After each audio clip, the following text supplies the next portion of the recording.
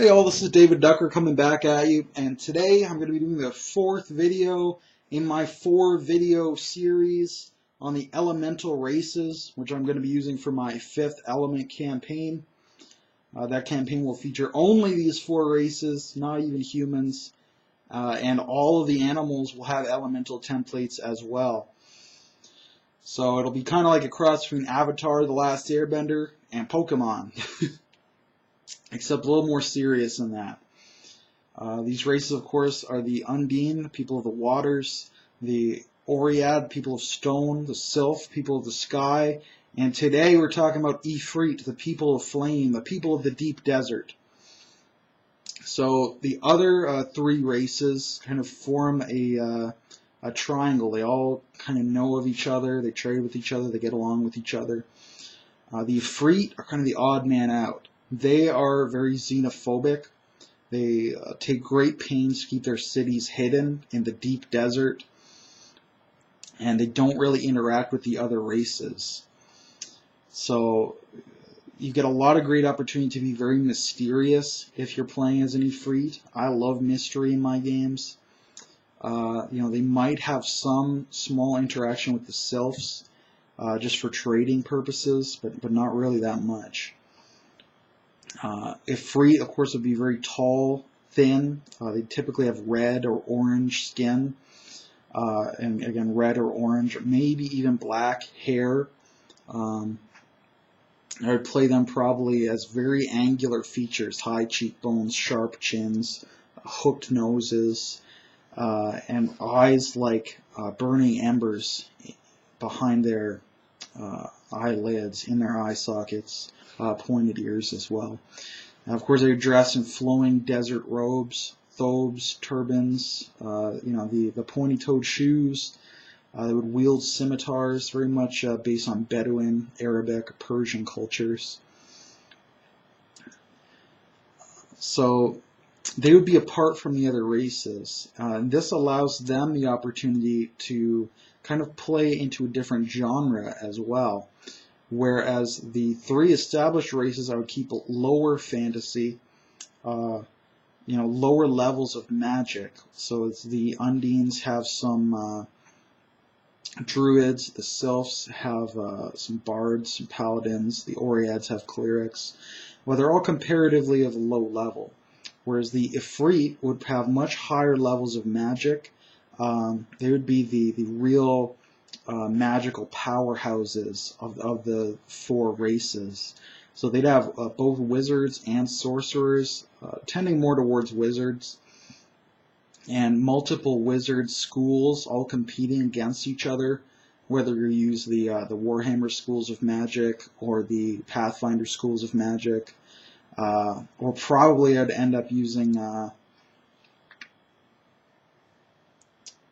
the Pathfinder alternate schools, where they're the elemental schools, or maybe even a mix and match. Maybe something like the Sylphs have elemental schools reflecting their more primitive state comparatively, or the Ifrit would have the 8 Pathfinder schools representing their more advanced state of magic. So maybe a mix and match like that would be very interesting. Their cities, are largely magically constructed in the first place, typically made of bronze or brass, and of baking under the hot sun, out in the middle of the desert. The Ifrit don't care, though. They have complete fire immunity. And I would steal a lot of traits from Within the Ring of Fire, which is a great role-playing game to check out. First of all, what they have for their cuisine is flame. They eat flame, they bathe in flame. That's their cuisine. So they would pull up oil from underneath the earth, underneath the deserts, and light that up and drink the flame as their sustenance. Depending on what they're burning, the fire will taste different to them. So if they can light up some crude oil, will taste different from the flame of gasoline, and it will taste different from the flame of another petroleum product. Or if they light wood on fire and then drink that flame, they'll get a different flavor, which will be different depending on the type of wood that they're burning. So, very interesting alien biology there. And of course, as I said, they wash themselves with flame as well. And I would make them probably poisoned by water, or maybe have water treat like acid to them. So that's another great thing to bring in for them. All of this I've stolen, of course, from the Viegish biology of Within the Ring of Fire. I also borrowed a great name out of there. And Within the Ring of Fire, your GM or referee is called the Flame Tender. Such a great name. I had to steal it. So the Ifrit have a knightly order, or perhaps magical order, called the Flame Tenders. Their job is to protect the city. So there are several different orders within this, several divisions within the order. There are the Golden Flames. There are the, I believe we're calling them Amber Flames, and then there are the Ruby Flames. And they are collectively known as the Flame Tenders. So the Golden Flames are illusionists who hide the city from outsiders and keep outsiders from even discovering the city is there. The Amber Flame, I'm just trying to remember, the Amber Flame are the ones, I believe, who defend the city. So if someone does find out that the city is there, you know, it's their job to make sure that the city is impregnable and can fight off their attack. And then I believe the Ruby Flame, they are the actual militant order. So if you need to go out and fight someone, the Ruby Flame will be mobilized. So, and they are primarily an assassin's guild. So it might sound like they're fighters and warriors, but they're actually deadly assassins. So the Amber Flame are defensive. They're more of the soldier type. They'll be Eldritch Knights, whereas the Ruby Flame are more likely to be assassins or wizard / rogue multi-classes. So going out and just killing anyone who knows about the location. So you can get a lot of great stuff out of the Flame Tenders as an organization. Their government for the Ifrit, very much a magocracy. The most powerful wizards will rule. So they'll probably have a council of 8, one for each school of magic, ruling their society. They probably will have a temple. It'll be less powerful than the wizards, however, devoted to the worship of the sun, of the flames as well. So, you know, if you're running this society in a culture with Norse gods, then Loki or Surtur would be great gods for them. Classical mythology, of course, Apollo, or perhaps some of the Titans would be good. I believe Hyperion is the Titan of the sun. Correct me on that if I'm wrong. Egyptian mythology, I believe their fire god is, again, Apep, although Set might also be appropriate, god of the deep desert. So a lot of great deities you can bring in with them. Of course, assassins, as I said, very important. So the rogue class and the assassin prestige class, very important. You'd have multiple assassin guilds and thieves guilds as well within the city. Fighter is probably the least important for this race.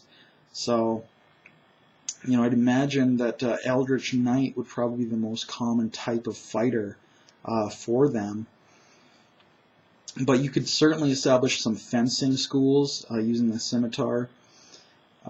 In Legends of the Seven Sands, I had high scorpion and low cobra style fencing schools that were kind of arch rivals against each other to great success.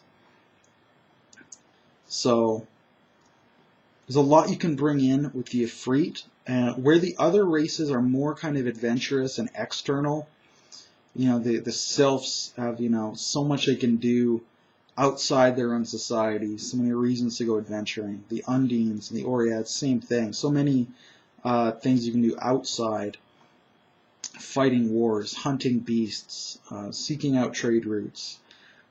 Whereas the Ifrit are so much more internal, so much more xenophobic. All of their politics are jostling against each other. rather than going out and finding outside enemies. So a lot of great stuff you can get out of the Ifrit there, and such a great contrast to the other races. The way I might run it is the other races are restricted to only 5 levels in any casting class, whereas the Ifrit can go up to level 10 in casting classes, just to emphasize that they have more magical potential than the other races. I'm trying to think, what did I cover? Food, shelter, which would be the brass or bronze cities, clothing, government, military, religion, and arcane magic. So I think that about covers everything there. I have already been playing a Ifrit character, actually in a game of Numenera. I don't know if this fits with the world of Numenera, because our GM is quite terrible. So, you know, I was just like, I asked him, what's the world like? And he's like, oh, I'm like, okay, well, what kind of character should I play? Like, give me some ideas here. And he's, play whatever you want. And I'm like, well, I want to play an Ifrit then. Is that okay? Like, does that fit in your world? And I told him about it. And he's like, yeah, sure. So now I'm playing an Ifrit. I love my character. Because it's based on this society I've just described to you. And I'm sure I'll do a video on this character as well.